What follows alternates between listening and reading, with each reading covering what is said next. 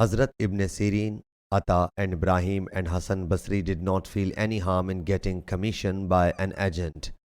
Hazrat Ibn Abbas radiyallahu anhu said, "There is no fear in saying, sell this cloth for such and such price, and what more you get is yours."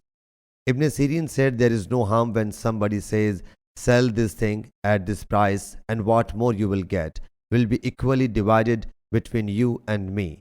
The Prophet ﷺ said, "The Muslims should abide by their conditions." Hazrat Ibn Abbas radiyallahu anhu reports Allah's Apostle ﷺ has forbidden to go forward to meet the caravan and that townsmen should conduct business transaction.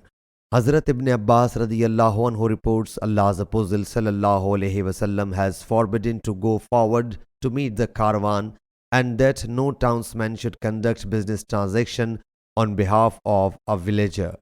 I submitted, "O Ibn Abbas radiyallahu anhu, what is the meaning of La yabi'u hazirun libadin?"